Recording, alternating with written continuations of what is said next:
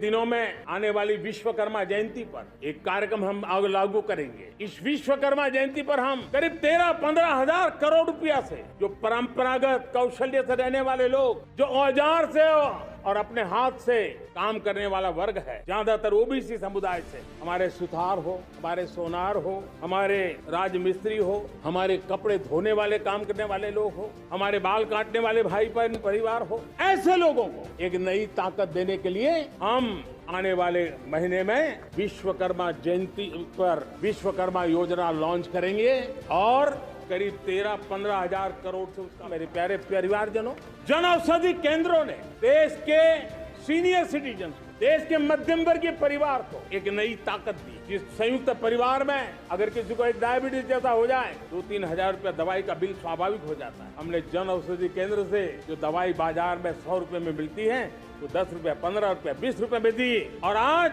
देश में 1000 जन औषधि केंद्रों से मेरे इन बीमारी में जिनको दवाई की जरूरत थी, ऐसे लोगों के करीब 20,000 करोड़ रुपया उनके जेब में बचा है और ये ज्यादातर मध्यम वर्ग के परिवार के लोग हैं। लेकिन आज उसकी सफलता को देखते हुए मैं देशवासियों को कहना चाहता हूं, जैसे हम एक विश्वकर्मा योजना लेकर के समाज के उस वर्ग को छूने वाले हैं, अब देश में 10,000 जन औषधि केंद्र से हम 25,000 जन औषधि केंद्र का लक्ष्य लेकर के आने वाले दिनों में काम करने वाले हैं। गरीबी कम होती तो देश की बहुत बढ़ती है। और अगर दुनिया में, और मैं आपको विश्वास दिलाता हूं, आने वाले 5 साल में मोदी का गारंटी है, देश पहले 3 वैश्विक इकोनॉमी में अपना जगह ले लेगा। ये पक्का जगह ले लेगा। आज जो 13.5 करोड़ गरीबी से बाहर आए हुए लोग हैं, वो एक प्रकार से मध्यम वर्ग की ताकत बन जाते हैं। जब गरीब की खरीद शक्ति बढ़ती है तो मध्यम वर्ग की व्यापार शक्ति बढ़ती है। जब गांव की खरीद शक्ति बढ़ती है और शहर की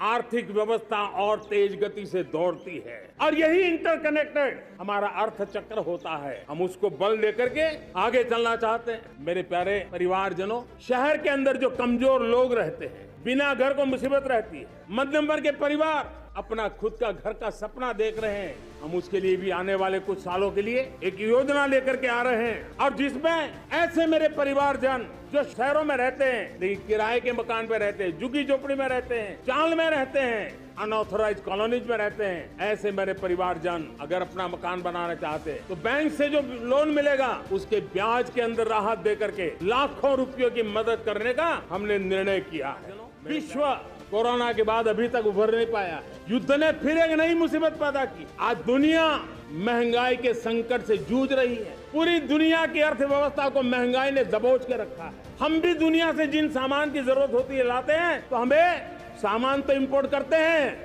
हमारा दुर्भाग्य है कि हमें महंगाई भी इंपोर्ट करनी पड़ती, क्योंकि पूरी दुनिया को महंगाई ने जकड़ के रखा है। लेकिन मेरे प्यारे परिवारजनों, भारत ने महंगाई को नियंत्रित रखने के लिए भरसक प्रयास किए। पिछले कालखंड की तुलना में हमें कुछ सफलता भी मिली है, लेकिन इतने से संतोष नहीं मान सकते। दुनिया से हमारी चीजें अच्छी है, इतने बात से हम सोच नहीं सकते। मुझे तो मेरे देशवासियों को महंगाई की बोझ कम से कम हो, इस दिशा में और भी कदम उठाने हैं और हम उस कदम को उठा